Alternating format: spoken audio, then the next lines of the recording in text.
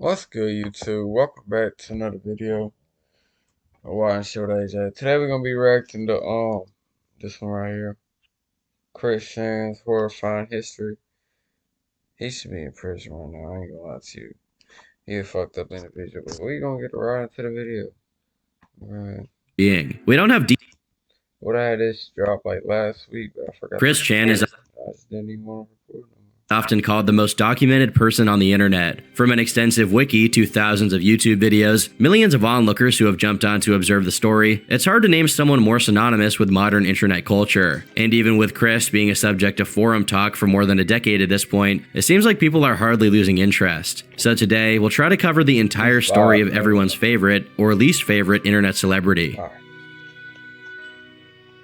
Chris Chan's story starts and ends with women, and with one in particular, his mother. Her allegedly abusive parenting being why he became the most documented individual in the world. And it was on account of his unspeakable acts toward her that he was suddenly pulled out of the public eye and into a jail cell. Seeing as he was just released from that jail cell, everyone's worried about what's next for Chris. It's natural to think history will repeat itself, but many still don't know the full extent of that history. A history which spans over 40 years, with its groundwork being laid even prior to that. It all started in the year of our Lord 1980, when a 53-year-old Bob Chandler and a 39-year-old Barbara Weston got married. Barb was involved with a few other men before Rob, such as a man named Ron Coleman Yeats Sr., who she had a child with by the name of Cole. Barb, however, disputes this and claims to have never been involved with Rand, but with a man named Jack Smithy, with whom she supposedly had a fancy wedding. Cole grew dubious of his mother's claims about who his father was and decided to hire private investigators to settle the matter. In emails he eventually exchanged about the pursuit of the identity of his father, Cole said, "It seems likely, since Rand's middle name is Coleman, that this man is my biological father."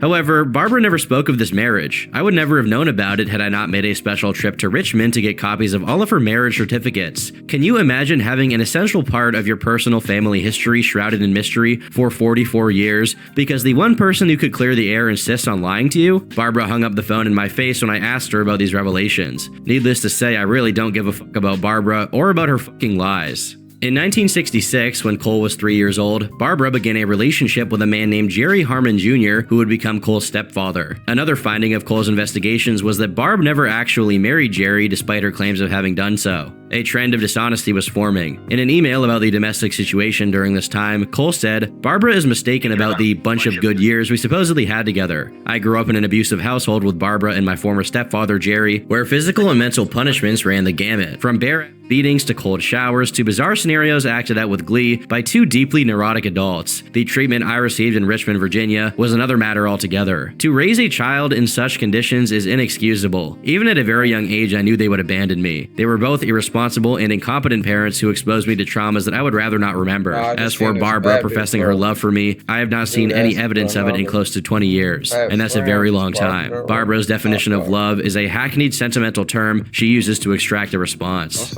At some point in the early 1970s, Barbara nearly killed Cole when attempting to scare off a would-be robber. A burglar tried to break in when my dad was out cheating on my mom. We had a steel front door. Some dirtbag was making no bones about trying to break down our front door. Richmond was the rape capital of America at the time. My mother Barbara left the living room for the adjacent bedroom, where said pistol sat waiting. She returned with a fully loaded gun. I stood beside her about 10 feet from the door, where the would-be thief was still loudly at work trying to break down the front door. My mother pulled back the hammer, attempting to cock it, but she didn't pull it back far enough for it to lock. Blam! The gun fired. The bullet hit the floor, ricocheted onto the steel door, then onto the ceiling, before lodging in the plaster wall less than a foot to the left of my head. The would-be thief was scared off, so mission accomplished there. But I could have easily died. In 1978, Barbara and Jerry separated, and not long after, Cole moved to California, presumably to get as far away as possible from his dysfunctional mother. Despite being directly connected to the endless odyssey of Christery, as it's often called, Cole is a relatively normal person. After they both separated from their respective spouses and married one another, Bob and Barb didn't see their advanced ages as a reason to avoid conceiving a child. Whether this was due to their lack of knowledge of the risks, carelessness, or a mixture of both is anyone's guess. By 1981, Barb was pregnant, and on February 24th, 1982, a child was born that would change the world forever: Christopher Weston Chandler. Unfortunately, whatever bad parenting techniques were present when Barbara was raising Cole were at least as bad, if not worse, when it came to raising Chris. By 1983, probably due to her lack of interest in raising Chris herself, herself, Barbara hired a babysitter that would end up abusing 1.5-year-old Chris by locking him in a closet. Later on, he would claim that this led to him having autism, although that claim is doubted. This situation caused him to become nonverbal, only occasionally screeching and crying, which made him very difficult to deal with for his parents. By 1985, Chris met the first person besides his parents whom he recalls as a friend, Sarah Nicole Hammer. According to what he himself says in his Wikipedia autobiography, which, yes, exists, Sarah brought him out of his autistic shell and helped him become more social, though she did, every once in a while, take advantage of Chris's less than advantaged intellect by doing things like locking him in a house's crawl space or trying to get him to put a honeysuckle in his mouth. But apart from that, Sarah was actually nice to him. They played hide and seek, rode swing sets, and even roller skated. This was one of the very few times Chris got to be a regular child. A couple of years later, Chris began kindergarten and Bob retired from his job. In fear that he was going to die from his heart problems, Bob decided to write Chris a letter for him to read in the future, in the case that he passed away. In one excerpt, it read, "I hope I've been able to provide for you and your mother until you at least get to college, and for your mother, until she joins me at the great sing-along in the sky, or wherever. Anyway, I expect you to take care of her, love her, and never disappoint her for as long as she lives. I also expect you to never disappoint me, because I will always be with you to help you when the going gets tough, and you need me. Since everything always seems to happen for the best for me and when I need it, I've always felt like my mother was my guardian angel. You look exactly like my mother and I. I didn't plan my life. I just took it as it came along. I seem to have had no control over it. It always came along with what was right for me. Look at me 8 years ago in 1979. When I was really down and out and ready to cash in my chips with heart problems I didn't even know about, your mother, Barbara Ann, helped me through the rough spots and together we had you. Now I really had something to live for. No better things or events could have happened to me. Your mother and I have done our best for you, and in return, we expect at least that from you, for yourself, and your children." Despite Chris still being mute at the time, it's evident that Bob had high hopes for him, which included college and children. On top of all of that, he emphasized as much as he could, Chris ought to love and take care of Barb, advice which we'll eventually know Chris took to heart in quite a peculiar way. Regardless of Bob's shortcomings as a father, it seems that he did genuinely care for Chris and wanted the best for him, at least based on this letter. As his childhood progressed and he attended speech therapy classes, Chris eventually started speaking again at age 7. This was a relief for his parents who could now actually communicate with him instead of having to guess what was on his mind. According to Chris himself, he quickly made up for his time in silence by talking a lot with his classmates. Through the entirety of his childhood, Chris's parents showered him with gifts, the brunt of which were video games. For Christmas that year, he was given a Nintendo Game Boy, which eventually allowed him to play Pokemon. As we'll learn later, this culminated in a major timeline shift in Christory. For the rest of primary school, Chris's life wasn't any more eventful than your average kid. He had a crush on a girl for a little while and played lots of video games. However, when he entered 4th grade, something very odd happened. 5 faculty members, ranging from teachers to the principal, as he retells it, abused him by pinning him to the ground, holding his wrists and ankles, and audio taping his cries and shouts. Regardless of how far-fetched or possibly false the story may sound, it must have had some degree of truth to it since Bob and Barb went as far as suing the school, proceeding to homeschool Chris for the time being. We don't have detailed knowledge about the legal proceedings of this lawsuit, but we do know that it eventually got dismissed. Whatever your opinions about homeschooling may be when it concerns children, in Chris's case, being around other kids was beneficial for him. See, I forgot they sued the school, but you would think they would get arrested or something. No. He needed the social interaction to improve. While taking him out of school might have been necessary due to the treatment he was getting from the staff, being isolated entirely was certain to do him harm. In December of '92, Bob and Barb took Chris to a mall, where they would stumble across the Leonard Bernstein Symphony Orchestra, a band of animatronic bears. During their interaction with the leader of the band, Leonard Bernstein himself, the performer that operated the animatronics behind the scenes, accidentally called Chris Christian instead of Christopher, his birth name. For whatever reason, this deeply struck a chord with Chris, who insisted that his name be legally changed to Christian, a wish that would eventually be granted by his parents and even got coverage in a local newspaper. Later on, it seems Chris believed God himself was acting through that bear. I am Christian Weston Chandler, so get it through your damn fucking skull and call me the real name that God has been given to me and the bear at Regency Square Shopping Center during 1989. In 1993, the passion for Sonic the Hedgehog that Chris already had for years at that point would some guy be wrong in his head and make videos like that. And it took you, grow to new degrees, with him entering the Sonic the Hedgehog Watch and Win sweepstakes contest where he won the grand prize, a $1,000 shopping spree at a local toy store. This win was reported on television, making yet another instance of Chris attracting the attention of the media, even as a young boy. By 1996, Barb would retire as well, meaning both her and Bob were spending the entirety of their time raising Chris, though whether their increased presence was good or bad for him, only time would tell. This was also the year Chris began high school, and in his opinion, these were his happiest years. It was during this period that he became the water boy for the basketball team, and just a year later, he's a manager for it. However, I assume that if Chris was able to exercise that position, it must not have been that serious of a position in the first place. During one of his high school's basketball games, Chris unknowingly received a vision of the things to come. As he tells it, "One day during b-ball practice, I was randomly thinking, with a picture of Mighty the Armadillo of Knuckles' Chaotix 32X leaning against one of a bunch of tall lockers in my head, when suddenly the door behind him opened up, and out popped this orange hedgehog with a basketball. So I drew and colored him on paper immediately. Bionic the Hedgehog. Sonic's long-lost brother was born." As you can imagine, it's just a dismal recoloring of Sonic, but orange. Oh, and by the way, in case you didn't figure it out, his name is Bionic because B is for basketball. Along with having crushes on a couple of cheerleaders and involving himself in an altercation that got him demoted to the short bus, his time in high school was marked by a prophetic dream about Sonic being on Game Boy. After getting an F in English, a 16-year-old Chris recorded his very first video dubbed Song of Christian, where he read a poem he wrote and proceeded to meander about other topics. I hear America singing as I sing of myself, and you experience as I experience. The problems of yourself are my problems. These are the young singing cries of happiness. The children's song is song of laughter. And also, sometimes Mother and I buy some Lego sets and build them together. Like for example, this old bicycle pitch shop here. You can tell this is an old-fashioned Lego set on the counter. There's the old-fashioned Lego land on the corner.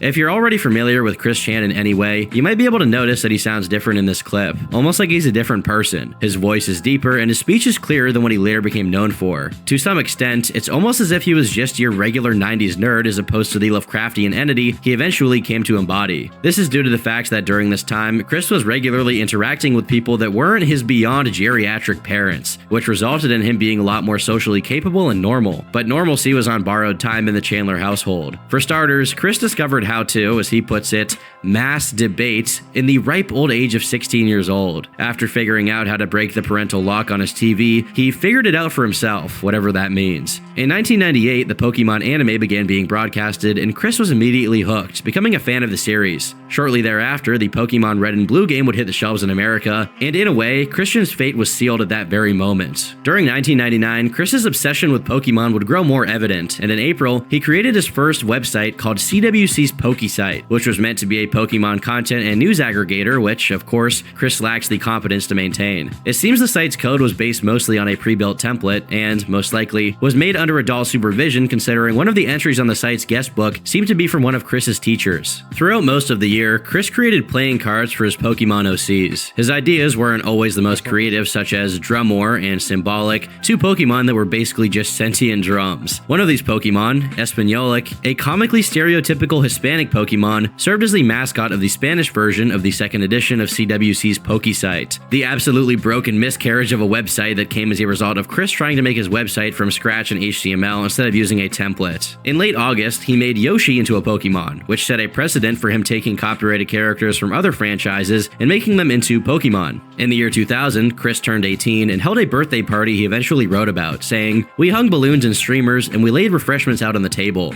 At the door was 4 of my high school amigas, and one of them brought a friend. We ate pepperoni pizza and drank Pepsi. It was great. As mother lit the candles, I was filling up with ecstasy. After I blew the candles, I was presented with a big jawbreaker from Kelly, an R.L. Stine novel from Sarah, a planner with stickers from Miranda, and a rabbit doll with jelly beans from Tiffany. We watched Good Burger and had fun. After they left, it was done. What did I wish for? I'm not telling." Though they obviously went to his party in the spirit of charitability, the fact that he was likable enough to inspire these girls to humor him is a sign that, despite his problems, problems, Chris was functional, even if in his own way. In the same year, Chris began taking Paxil, a medication to help with his autism, and overall, it seemed like things were headed in the direction of stability. But who could ever predict what was coming next? Chris's interest in Pokemon endured, and he continued to create new Pokemon playing cards while having people from his school sign his site's guest book, complimenting his art. With all of these social rewards he was getting from expressing his creativity through his interests, Chris's ambition and belief in the potential of his creations only grew. During a computer graphics class, Chris was assigned to create a CD album cover, but with the caveat that the image could not include any copyrighted character. Because of his dependence on derivative material, he struggled with this limitation. That is, until he came up with a brilliant idea. If he were to make a hybrid of two copyrighted characters, the resulting admixture wouldn't be copyrighted, and thus, it had to be acceptable. The CD, dubbed Christian's Favorite Hits, would feature a picture of Chris himself alongside a few OCs of his, but with one unforeseen addition: the one and only Sonichu, a mixture of Sonic the Hedgehog and Pikachu. He commented on this moment, saying, "It dawned on me at that moment after lunch, much like the random creation of Bionic the Hedgehog during basketball practice in my freshman year, Sonichu just bursted right into my imagination. A blur at first, but then it became more clear and came together very well. So as swiftly as the creation of Bionic, I drew Sonichu on paper from imagination. Then I drew him on my currently open Photoshop program. After checking with my teacher and my father, who is big on copyrights and whatnot, Sonichu was legal then, and still is, and only mine. So, soon after, the CD cover was made, printed, and passed with an A+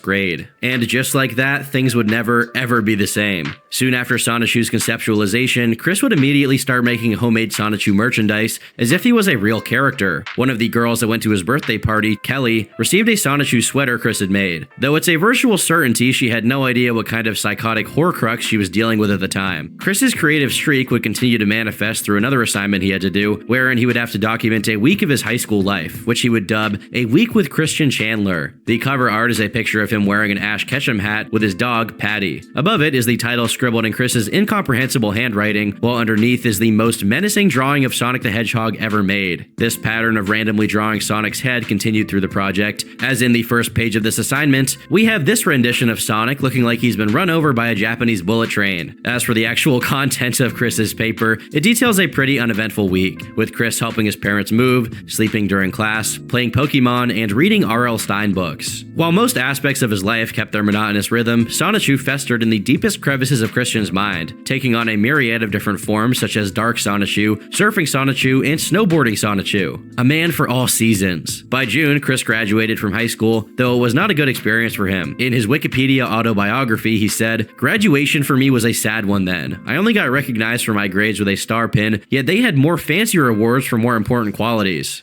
I should have been highly recognized for my artistic talents I showed in many art classes for the award ceremonies before graduation day. I felt crestfallen greatly from not getting recognized for any of my talents. I excelled in math too, for the love of God. I had gotten over the award ceremony on the graduation day, but to add lemon juice to an open wound, it was dark and rainy that day, and they handed out more talented awards right before handing out any diplomas. When I went up there to get mine, I was feeling depressed, upset, crestfallen, and ticked off. When the award was handed to me, I took it without looking anyone in the eye, and I did not shake anyone's hand. I just walked back to my seat in the graduating crowd. Then, soon after, I just walked the wrong way up the center aisle, found an isolated table, and cried myself out. My mother found me later and comforted me. My father was so ashamed of the way I acted, and he would later still be angry at recalling the moment. Tiffany also found me and gave me a caring amount of condolences back there. I gave her a plush Psyduck as a graduating gift beforehand. But I left out two other reasons why I felt crestfallen at graduation. I never got the chance to ask Kelly out on a date, and more importantly, that I was leaving all my close gal friends behind. Soon after finishing high school, Chris would enroll in a community college, though at this point his priority was clearly Sonichu. In CWC's Poke site, he announced that a dedicated Sonichu page was in the works, and a logo for it was released. His indelible originality follows Sonichu and Rosechu with Chikachu and Meichu, the female versions of Pikachu and Raichu respectively, though what function these pieces of OC serve is completely unknown. In October, the Sonichu site goes live and it looks about how you'd expect. Zero improvement whatsoever in website creation since CWC's Poke site 2. As a matter of fact, the Sonichu website is mostly a carbon copy of the Poke site, mostly containing recycled material from it. At around the same time, Chris decides to further his commitment to the Sonichu IP and makes a Crayola medallion of Sonichu's head with his mouth covered with red sauce, like he just feasted on an order of glizzies. At the tail end of that year, he creates Sonichu's female counterpart, Rosechu, which is basically just Amy Rose from Sonic the Hedgehog with little if any changes to her appearance. All of this marked the beginning of Chris's rapidly deteriorating mental health, as his obsession kept growing into unhealthy and straight up odd directions, and he started putting on significant amounts of weight. Though the first half of 2001 was mostly uneventful, Chris began working at a Wendy's in August, his job description being cleaning trays, tables, and carpet/tile flooring, keeping the place neat, and serving the customers with kind, understanding help. Just a couple of months after he was hired, however, he was let go. Chris claims this was due to emotional differences and that the manager had a spike on his shoulder against him. Over time, more concrete reasons for his dismissal began surfacing, such as drawing a coworker of his as an ugly Pokemon, or making a child cry by doing a terrifying impression of Donald Duck. Regardless, he made a total of $500 off the job before being fired. 2002 was a pretty uneventful year for Chris Chan's standards, with nothing much happening besides him turning 20 and developing a nigh unexplainable seething hatred for Harry Potter, apparently because it became more popular than Pokemon around that time. In a card he made of himself called Dark Christian, where his Pokemon type is autistic, his ability is knocking out whoever says that they love Harry Potter more than they love Pokemon. The bottom of the card reads, "Christian says, kill Harry Potter, revive Pokemon." Early on in the year, his 21st birthday is ruined by his teacher, as he details. "My 21st should have been as nice as my 18th or Sweet 16, right? Wrong! I was attending an English class at PVCC with this old male teacher. I don't even remember the son of a bitch's name. Anyway, on February 24th, 2003, the day of my 21st birthday, he had the nerve to kick me out of his class just because of my doggone autism. If I could do it over, I'd give him a swift kick, but then I might have gotten kicked out of PVCC, and violence is rarely the answer anyway. Still though, he wrecked my turning 21. Angry face. The actual reason for him being kicked out of class is mostly unknown, with Chris sporadically saying the teacher randomly ejected him from the class because he was autistic. A more believable iteration of this story happens in one of Chris's retellings of it, where he mentions that the topic of homosexuality came up in a group discussion during class, and Chris, being the fancy gentleman we know him to be, said something offensive. Though we don't know what exactly it was, Chris expounded on it, saying, essentially, when it came to critiquing the papers of the other students, when they started talking about drug use and homosexual content, I wrote with exclamations you'd likely hear from a black person in church. He also emphasizes that the teacher, being a man, had something to do with it, and how whatever problems he was having in English class went away once he retook the class with a female teacher. Chris also says without explanation that after that day, he realized he needed a female sweetheart. This was the beginning of what would be known as Chris's love quest. Initially, not much changed in Chris's general behavior. He continued to give CDs and gifts to his gal pals, and of course, they all included Sonichu in some form because he genuinely thought it was charming. Being romantically inspired, he wrote the first Sonichu story called Sonichu and Rosichu, the genesis of the Love Hogs. Though this story was not illustrated, as the latter entries into the Chris Chan cinematic universe would be, it provided revelatory insight into the inner workings of Sonichu's canon. According to this sacred text, I'm gonna pause it right there. Shout out Turkey Tom. This bitch is like 3 hours, bro. I wanna react to it more, but like I said, it's 3 hours, bro. I ain't finna do all that. It's already 2 in the morning. Nope. But shout out Turkey Tom. Just look at all my recents, which ain't really recent no more. But hey, fuck it, I posted. So go check it out.